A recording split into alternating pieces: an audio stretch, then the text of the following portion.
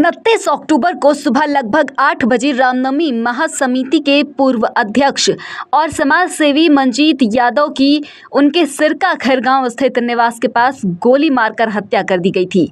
इस दुखद घटना ने हजारीबाग के यादव समाज में गहरा शोक और आक्रोश पैदा कर दिया। रविवार को यादव समाज ने हजारीबाग के मिशन रोड स्थित मधुवन में एक शोक सभा आयोजित की। इस सभा में उपस्थित सभी सदस्यों ने 2 मिनट का मौन रखकर मंजीत यादव की आत्मा की शांति के लिए प्रार्थना की और उनकी याद में श्रद्धांजलि अर्पित की। सभा में सभी ने एक स्वर में मांग की कि इस हत्याकांड में शामिल सभी अपराधियों की जल्द गिरफ्तारी सुनिश्चित की जाए और उन्हें फांसी की सजा दी जाए। अखिल भारतीय यादव महासभा के हजारीबाग जिला अध्यक्ष उमेश यादव ने प्रशासन की कार्रवाई पर नाराजगी जताते हुए कहा कि यदि दोषियों पर तुरंत कार्रवाई नहीं होती है तो यादव समाज आंदोलन करने के लिए मजबूर होगा। उन्होंने कहा कि राज्य में विधानसभा चुनाव के दौरान कहीं भी लॉ एंड ऑर्डर की समस्या नहीं होनी चाहिए, लेकिन इस तरह की घटनाएं प्रशासन की चूक को दर्शाती है। भाजपा ओबीसी मोर्चा के अध्यक्ष अमरदीप यादव ने समाज से एकजुट रहने की अपील की, जबकि कांग्रेस के जिला अध्यक्ष शैलेंद्र यादव ने दोषियों को फांसी देने की मांग की है। शोक सभा में उपस्थित जनों ने स्पष्ट किया कि यदि दोषियों को सजा नहीं मिलती तो वे अगले चरण में आंदोलन का रुख अख्तियार करेंगे। डीजीपी सर, डीसी मैम, जितने भी पदाधिकारी हमारे उन सभी के पास मेरी बात को पहुंचाएं, क्योंकि मेरे पति की हत्या मेरी आंखों के सामने हुई है। मैं उन अपराधी को अच्छी तरह पहचानती हूँ। मैं आई विटनेस हूँ, क्योंकि लास्ट गोली जो मारा गया वो मेरे आँख के सामने मारा गया और प्रशासन कुछ भी नहीं कर पा रही है। अभी तक अरेस्ट है जिसका नाम मैंने दिया है, बाजब्ते मैंने सबका नाम दिया है। विवेक सोनी, रामा सोनी, गंगा साव, राजकुमार साव, सबका नाम मैंने दिया है और उनको अरेस्ट करके उनको छोड़ दिया जा रहा है। जब मैंने आज प्रशासन से पूछा कि सुना विवेक सोनी को भी आपने छोड़ दिया, करे किसने कह दिया विवेक सोनी को छोड़ दिया? मैंने कहा कि उनके घर के बगल के लोग कह रहे करे कि हाँ, प्रशासन के घेराव में उनको पानी चढ़ रहा है। तो प्रशासन इतना कमज़ोर हो गई है कि उनको घर जाके पानी चढ़ रहा है। अपराधी को घर जाके पानी क्यों चढ़ रहा है? क्यों नहीं अस्पताल में पानी चढ़ रहा है? उन्होंने किसी का मर्डर किया है। इसके पहले भी रामा सोनी ने मर्डर का प्लानिंग बनाया था 5-10 साल पहले, जब एसपी सर यहाँ पे डीएसपी थे, डीआईजी थे, जिस पोस्ट में थे। उनको ये बात पता है कि रामा सोनी ने भी पिछला बार मर्डर का प्लानिंग किया था और ये मर्डर के मतलब दशहरा के पहले 1 महीना पहले ही हमको बोल रहे थे, सीमा सो हम बहुत टेंशन में हैं, सो मेरे साथ ना मर्डर का प्लानिंग चल रहा है। हम बोले क्या हुआ, कौन है? तो रुको, हम जब तक सेटिस्फाइड नहीं होंगे तब तक हम बताएंगे नहीं कौन। और यहाँ का माने मेरे ही वार्ड का कुछ लोग हैं जो मिल करके, माने मेरा अपना बहुत कोई करीबी है जिसके साथ ये उठते बैठते हैं, आते जाते हैं, वही सारा इन्फॉर्मेशन वहाँ दिया जा रहा है। और राजकुमार साव हेमंत के घर में बैठ करके जो 10 साल का सजा काट के आया है, उसके घर में बैठ करके ये प्लानिंग किया गया। विवेक सोनी, रामा सोनी और आपका विवेक क्या नाम है, गंगा साव, जितने भी अपराधी हैं वो वहाँ बैठ के हेमंत के घर में प्लानिंग कर रहे थे। उसके बाद ये खबर इनके करीबी दोस्त को मिला हेमंत के ज़रिए, वो हम लोग को बताएं कि इस तरह का आपके मर्डर का प्लानिंग चल रहा है। ये हमको बाजब्ते नाम के साथ बताएं। विवेक सोनी को हम बाई फेस पहचानते हैं, क्योंकि स्पॉट पे हम गए थे जहाँ 14 कट्ठा ज़मीन का बात था और मेरे हस्बैंड उनको कह रहे थे कि हम थार में बैठे हुए थे। मेरे हस्बैंड कह रहे थे अगर आपका कागज़ सही है तो आप ही ज़मीन को ले लीजिए, मेरा कागज़ सही है तो आप ही ज़मीन से हट जाइए। तो उस टाइम वो धमकी दिए थे। तो उसी टाइम विवेक सोनी का चेहरा फर्स्ट टाइम देखे थे और जिस टाइम में जो बाइक चला रहा था वो विवेक सोनी था और पीछे 2 आदमी थे जिन दोनों के हाथ में पिस्तौल था और पहला आवाज़ उन्होंने लगाया, सीमा बचाओ, गोली मार दिया। मैं बालकोनी में थी, मेरे बच्चे सोए थे, एक बाथरूम में थे, सब दौड़ के गए। जैसे गेट खोले सबसे पहले विवेक सोनी का जो हेलमेट लगाए हुए थे उनका चेहरा सामने आया और ये ऐसे हाथ गट्टा पकड़ के पीठ में जब पहला गोली लगा तो स्कूटी पकड़ के वो ऐसे करके बैठ गए एकदम। और जैसे वो पास आया गोली चलाने के लिए उसको पकड़े, उसी टाइम हम गेट खोले, बस पेट में सटा करके एकदम गोली चलाया, जिसकी वजह से लीवर और पेशाब का थैली फट गया उनका। उसके बावजूद भी बहुत हिम्मत करके मेरे छोटे बेटे ने, भगना ने, सबने बैठाया उनको गाड़ी में, हॉस्पिटल ले गए। हॉस्पिटल वाले बोले ऑक्सीजन नहीं है हम लोग के पास, एक्सरे करना होगा। एक्सरे, मेरा बेटा रोने लग गया कि आप लोग क्या करें, गोली निकालिए पहले, पापा का खून बंद कीजिए। बड़ा बेटा के कंधा पे हाथ धर के खड़ा हुए बोले बेटा अब हाथ पैर मेरा काम नहीं कर रहा, लूज हो रहा है, वहाँ जाके लेटा दो। जो सोए से सोए रह गए, नहीं उठे। हाँ, मेरे पास कोई पैसा नहीं है, आगे फ्यूचर क्या हम अपना बच्चा का बनाएंगे ये हमको पता नहीं है।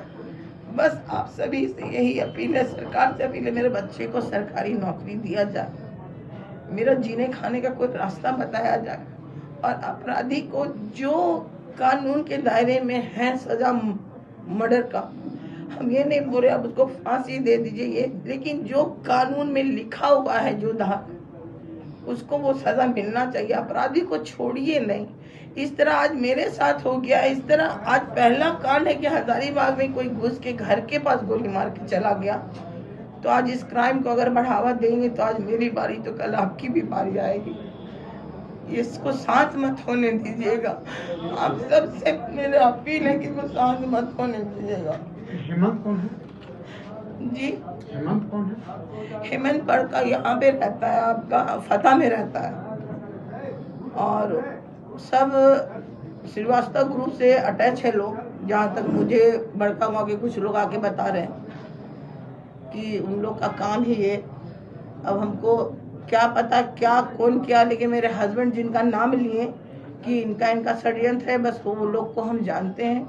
विवेक सोनी, रामा सोनी, गंगा साव, राजकुमार साव, ये सब का नाम है।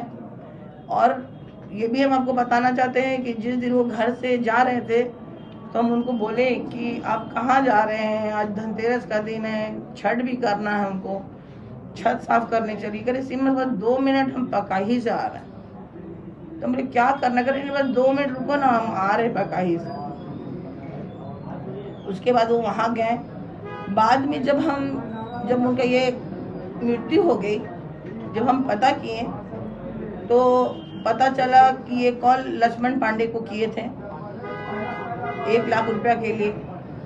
लक्ष्मण, जबकि ये लक्ष्मण का भी यही बयान है कि हमसे 1 लाख रुपया मांगे थे, जबकि मेरे सामने वो 1 लाख रुपया स्कूटी से निकाल के, हम उनको नीचे काम था, हमको बर्तन उठाना था, वहाँ तक आए। ये बोले कि सीमा 50,000 रख दो और हमको 50,000 ले जाना। हम बोले कि अभी हम काम से जा रहे हैं, आप आइएगा तो हमको दे दीजिएगा। ये जूस दुकान गए, वहाँ पे मोहन भैया एक हैं वहाँ के, तो वो थे। दुर्गा भैया वहाँ से क्रॉस के जो एडवोकेट हैं, उनको बोले जूस पीने के लिए, बोले नहीं जूस नहीं पियेंगे। वहाँ भीम करके ट्रू कॉलर में उनका नाम, जो बराबर उनको फ़ोन कर रहा था सुबह से, हाँ भीम नाम करके है, भीम प्रजापति, वो लगातार कॉल कर रहा था। तो उसी के कॉल पे गए, क्योंकि लक्ष्मण और भीम को ही पता था कि इस टाइम वो घर से निकल रहे हैं और उन्हीं लोग से मिलने निकल रहे हैं। वहाँ पे एग्रीमेंट हुआ, सिग्नेचर हुआ, 50,000 रुपया दिया गया। लक्ष्मण और मोहन चले गए पकाही और इनको भी बुलाया गया पकाही। जब पकाही से ये निकले, उसके बाद एक अभिषेक एडवोकेट है हमारे घर तरफ, तो बोला हम चचा को देखे थे, लेकिन चचा बहुत ही टेंशन में स्पीड में भागे आ रहे थे, कान में फ़ोन लगाए हुए, अब बहुत स्पीड में। मेरा प्रणाम का कोई वो जवाब नहीं दी। तो जिसको ये जानकारी होगी कि इतना टाइम में वो आ रहे हैं, तो उस टाइम मैंने ये भी खबर आ रहा है कि लक्ष्मण मेरे हस्बैंड से भी बात किया और उस पार्टी से भी बात किया जो इनको मारने वाला था। अब प्रशासन इसका कोई भी खुलासा नहीं कर पा रही है। हमको समझ में नहीं आ रहा है कि हम क्या करें। एक संजय का भी नाम आ रहा है, कौन है वो संजय? संजय इनका बहुत करीबी दोस्त है, जो मतलब बचपन से ही इनके साथ रहा है। वो इस सब में नहीं है इन्वॉल्व। वो आपके फतेह में रहते हैं, मैंने बचपन से ही मतलब गाड़ी उड़ी छोड़ते आए हैं साथ में। स्टेट में जब ये काम किया करते थे, एक परिवार का सदस्य ही है वो। तो ऐसा कुछ नहीं है संजय जी के बारे में। अब आगे प्रशासन पे हम छोड़ दिए। संजय जी के द्वारा मंजीत यादव को कुछ जानकारी दी गई थी? हाँ, दी गई थी। संजय जी के द्वारा ही जानकारी दी गई थी कि इस तरह रिकॉर्डिंग बजाते, रिकॉर्डिंग है मेरे पास, चाहे तो आप लोग रिकॉर्डिंग ले सकते हैं। जिला प्रशासन के कार्रवाई से आप अभी तक कितनी संतुष्टि दिख रही है?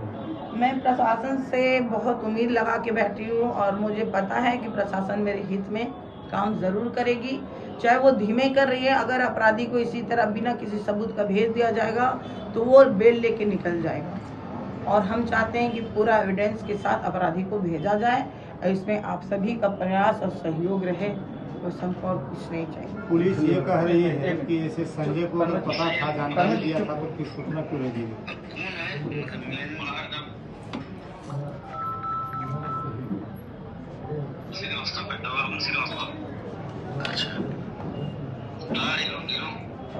पैसा उसा जैसे ये लोग सब बड़ी लड़का रख ले जैसे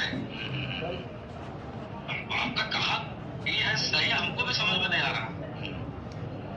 नहीं कौन है आपके पीछे पड़ा, लेकिन उसी के नाम आप उसके साथ हमको कहा है तो साला समझ में नहीं आता। और आप बोलते हम लोग तो मतलब ही नहीं उस रामनवमी महासमिति के पूर्व अध्यक्ष, सामाजिक कार्यकर्ता, उनकी हत्या उनके निवास पर गोलियों से की जाती है। उनके परिवार के लोग आशंका व्यक्त करते हैं, लिखित रूप में नेम्ड एक्यूज्ड बनाते हैं, मगर पुलिस की जो कार्रवाई होनी चाहिए उस कार्रवाई से आज की तारीख तक हम लोग संतुष्ट नहीं हैं और उनके परिवार के लोग काफी सशंकित हैं कि पुलिस की अगर ये निष्क्रियता रही तो आज मंजीत यादव की हत्या हुई, कल हमारे बच्चों की भी हत्या नहीं हो जाए। ये उनके परिवार का व्यथा है, जो स्वाभाविक भी लगता है। जब दिन दहाड़े सुबह 7 बजे उनकी हत्या होती है तो अन्य घटनाओं को वो अंजाम ना दे, हम इससे कैसे इनकार कर सकते हैं? और पुलिस प्रशासन के लिए, समाज के लिए भी चुनौती का विषय है और पुलिस प्रशासन के लिए गहरी चुनौती का विषय है कि आज की तारीख तक वो कान में तेल डालकर सोए हुए हैं।